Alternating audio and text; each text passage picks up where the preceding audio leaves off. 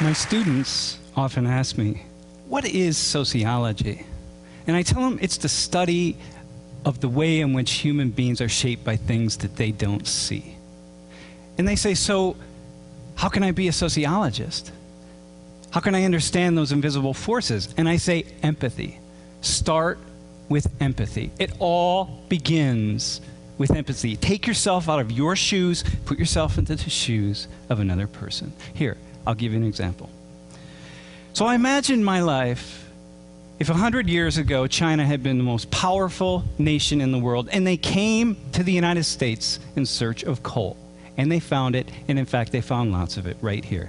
And pretty soon they began shipping that coal ton by ton, rail car by rail car, boatload by boatload, back to China and elsewhere around the world. And they got fabulously wealthy in doing so. And they built beautiful cities, all powered on that coal. And back here in the United States, we saw economic despair, deprivation. This is what I saw. I saw people struggling to get by, not knowing what was what and what was next. And then I asked myself the question. I say, how is it possible that we could be so poor here in the United States? Because the coal is such a wealthy resource, it's so much money. And I realized because the Chinese ingratiated themselves with a small ruling class here in the United States who stole all of that money and all of that wealth for themselves. And the rest of us, the vast majority of us, struggle to get by. And the Chinese gave this small ruling elite loads of military weapons and sophisticated technology in order to ensure that people like me would not speak out against this relationship. Does this sound familiar? And they did things like train Americans to help protect the coal. And everywhere were symbols of the Chinese. Everywhere, a constant reminder. And back in China, what they say in China? Nothing. They don't talk about us. They don't talk about the coal. If you ask them, they'll say, well, you know, the coal, we need the coal. I mean, come on. I'm not going to turn down my thermostat. You can't expect that. And so I get angry and I get pissed, as do lots of average people, and we fight back. And it gets really ugly. And the Chinese respond in a very ugly way. And before we know it, they've sent in the tanks, and they send in the troops. And lots of people are dying. And it's a very, very difficult situation. Can you imagine what you would feel if you were in my shoes? Can you imagine walking out of this building and seeing a tank sitting out there or a truck full of soldiers? And just imagine what you would feel, because you know why they're here. And you know what they're doing here. And you just feel the anger and you feel the fear. Okay? If you can, that's empathy. That's empathy. You've left your shoes and you've stood in mine. And you feel that. Okay, so that's the warm-up. That's the warm-up. Now we're going to have the real radical experiment. And so for the remainder of my talk, what I want you to do is put yourselves in the shoes of an ordinary Arab Muslim living in the Middle East, in particular in Iraq. Okay? And so to help you, perhaps you're a member of this middle-class family in Baghdad, and what you want is the best for your kids. You want your kids to have a better life. And you watch the news, you pay attention, you read the newspaper, you go down to the coffee shop with your friends, and you read the newspapers from around the world, and sometimes you even watch satellite, CNN, from the United States, so you have a sense of what the Americans are thinking. But really, you just want a better life for yourself. That's what you want. You're Arab Muslim living in Iraq. You want a better life for yourself. So here, let me help you. Let me help you with some things that you might be thinking. Number one, this incursion into your land, these past 20 years and before, the reason anyone's interested in your land, in particular the United States, it's oil. Come on, it's all about oil. You know that. Everybody knows that. People here back in the United States know it's about oil, right? It's because somebody else has a design for your resource. It's your resource. It's not somebody else's, right? It's your land. It's your resource. Somebody else has a design for it. And you know why they have a design? You know why they have their eyes set on it? Because they have an entire economic system that's dependent on that oil. Foreign oil. Oil from other parts of the world that they don't own. And what else do you think about these people? Well, the Americans, they're rich. Come on, they live in big houses. They have big cars. They all have blonde hair, blue eyes. They're happy. You think that. It's not true, of course, but that's the media impression. That's like what you get. And they have big cities. And the cities are all dependent on oil. And back home, what do you see? Poverty, despair, struggle.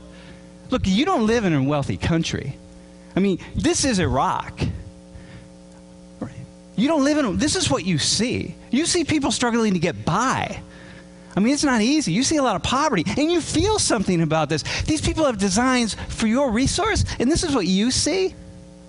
Something else you see that you talk about. Americans don't talk about this, but you do. There's this thing, this militarization of the world, and it's centered right in the United States. And the United States is responsible for almost 1/2 of the world's military spending. 4% of the world's population, and you feel it. You see it every day. It's part of your life. And you talk about it. With your friends, you read about it. Right? And back when Saddam Hussein was in power, the Americans didn't care about his crimes. When he was gassing the Kurds and gassing Iran, they didn't care about it. When oil was at stake, somehow, suddenly, things mattered. Right? And what you see, something else, the United States, the hub of democracy around the world, they don't seem to really be supporting democratic countries all around the world. There are a lot of countries, oil-producing countries, that aren't very democratic, but supported by the United States. It's odd. Oh, these incursions, these 2 wars, the 10 years of sanctions, the 8 years of occupation, the insurgency that's been unleashed on your people, the tens of thousands, the hundreds of thousands of civilian deaths, all because of oil. You can't help but think that. You talk about it. It's in the forefront of your mind always. You say, how is that possible? In this man, he's every man. Your grandfather, your uncle, your father, your son, your neighbor, your professor, your student. Once a life, happiness and joy, and suddenly pain and sorrow. Everyone in your country has been touched by the violence, the bloodshed, the pain, the horror. Everybody, not a single person in your country has not been touched. So here, but there's something else. There's something else about these people, these Americans who are there. There's something else about them that you see. They don't see themselves. And what do you see? They're Christians. They're Christians. They worship the Christian God. They have crosses. They carry Bibles. Their Bibles have a little insignia that says U.S. Army on them. And they're leaders. They're leaders. Before they send their sons and daughters off to war in your country, and you know the reason, before they send them off, they go to a Christian church and they pray to their Christian God and they ask for protection and guidance from that God. Why? Well, obviously, so that when people die in the war, they are Muslims. They are Iraqis. They're not Americans. You don't want Americans to die. Protect our troops. And you feel something about that. Of course you do. And they do wonderful things. You read about it, you hear about it. They're there to build schools and help people, and that's what they want to do. They do wonderful things, but they also do the bad things, and you can't tell the difference. In this guy, you get a guy like Lieutenant General William Boykin. I mean, here's a guy who says that your God is a false God. Your God's an idol. His God is a true God. The solution to the problem in the Middle East, according to him, is to convert you all to Christianity. Just get rid of your religion. And you know that. Americans don't read about this guy. They don't know anything about him, but you do. You pass it around. You pass his words around. I mean, this is serious. You're afraid. He was one of the leading commanders in the second invasion of Iraq, and you're thinking, my God, if this guy is saying that, then all the soldiers must be saying that. In this word here, George Bush called this war a crusade. Man, the Americans, they're like, crusade, whatever, I don't know what that means. You know what it means. It's a holy war against Muslims. Look, invade, subdue them, take their resources. If they won't submit, kill them. That's what this is about. And you're thinking, my God, these Christians are coming to kill us. This is frightening. You feel frightened. Of course you feel frightened. And this man, Terry Jones, I mean, here's a guy who wants to burn Qurans, right? And Americans, he's a knucklehead. He's a former hotel manager. He's got 36 members of his church. They laugh him off. You don't laugh him off. Because in the context of everything else, all the pieces fit. I mean, of course, this is how Americans think. And so people all over the Middle East, not just in your country, are protesting. Like he wants to burn Qurans, our holy book. These Christians, who are these Christians? They're so evil. They're so mean. I mean, this is what they're about. This is what you're thinking as an Arab Muslim, as an Iraqi. Of course you're going to think this. And then your cousin says, hey, cuz, check out this website. You got to see this Bible boot camp. These Christians are nuts. They're training their little kids to be soldiers for Jesus. And they take these little kids and they run them through these things. They teach them how to say, sir, yes, sir, and things like grenade toss and weapons, care, and maintenance. And go to the website. It says U.S. Army right on it. I mean, these Christians, they're nuts. How would they do this to their little kids? And you're reading this website, and of course, Christians back in the United States, or anybody says, this is some little tiny church in the middle of nowhere. You don't know that. For you, this is like all Christians. Like it's all over the web, Bible boot camp. And look at this. They even teach their kids. They train them in the same way the U.S. Marines train. Isn't that interesting? And it scares you, and it frightens you. So these guys, you see them? You see, Sam Richards, I know who these guys are. They're my students, my friends. I mean, I know what they're thinking. You don't know. When you see them, there's something else. There's something else. That's what they are to you. We don't see it that way in the United States, but you see it that way, right? So here, of course, you got it wrong. You're generalizing. It's wrong. You don't understand the Americans. It's not a Christian invasion. We're not just there for oil. We're there for lots of reasons. I mean, you have it wrong. You missed it. And of course, most of you don't support the insurgency. You don't support killing Americans. You don't support the terrorists. Of course you don't. Very few people do. But some of you do, right? And this is a perspective. Okay. So now, here's what we're going to do. Step outside of your shoes that you're in right now and step back into your normal shoes. So everyone's back in the room, okay? Now here comes the radical experiment. So we're all back home. This photo, this woman, man, I feel her. I feel her. She's my sister, my wife, my cousin, my neighbor. She's anybody to me. These guys standing there, everybody in the photo, I feel this photo, man. Okay? So here's what I want you to do.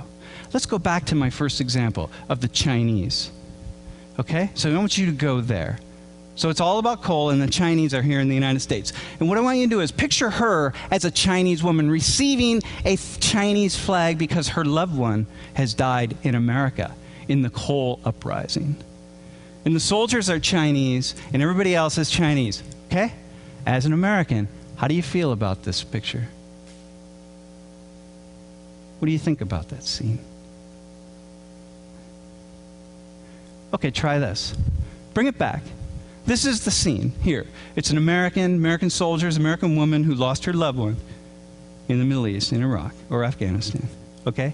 Now, put yourself in the shoes. Go back to the shoes of an Arab Muslim living in Iraq. What are you feeling and thinking about this photo, about this woman?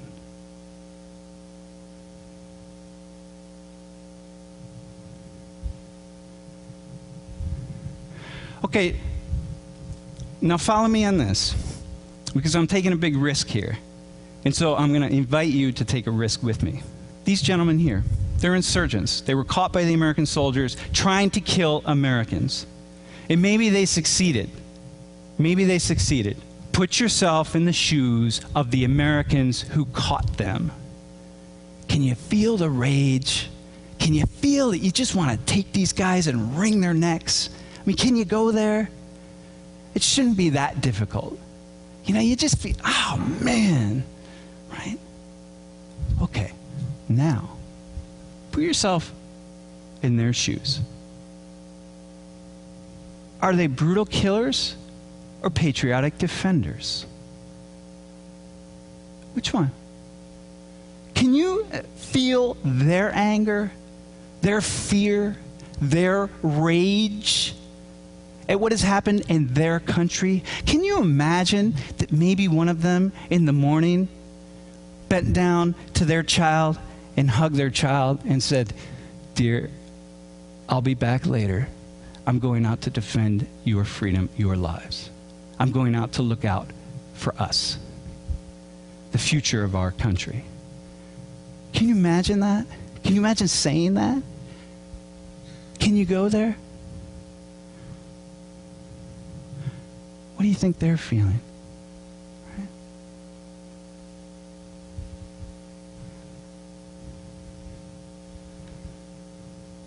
You see, that's empathy.